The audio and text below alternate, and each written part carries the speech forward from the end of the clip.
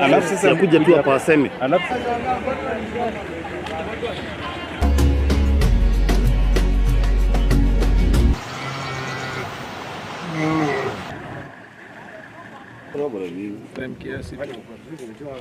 And we've been having a wonderful 3 days experiencing with some of the tribes and also within the parks, and it's been just a wonderful experience. Actually, it's from 10-15 years ago, things have just greatly improved. The meat is better than in Belgium, the chicken is better than in Belgium, and the variety, the taste was very, very good.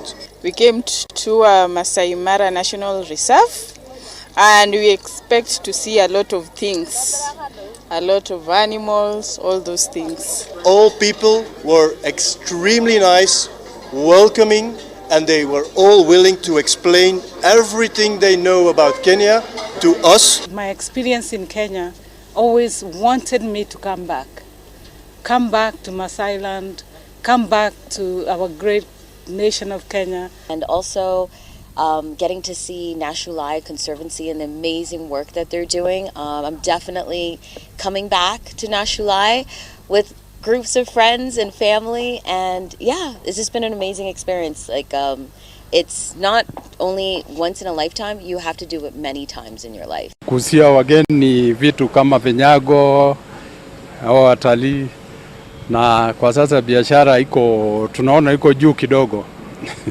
Tunaendelea, saa hizi sio mbaya, mbeleni ilikuwa mbaya kidogo, lakini sasa iko afadhali. Mimi naambianga ile kitu naambia wageni Masai Mara iko sawa, so naambieni karibuni Mara. Utakuja kuona ile kitu ambayo hujawahi ona mahali unaishi.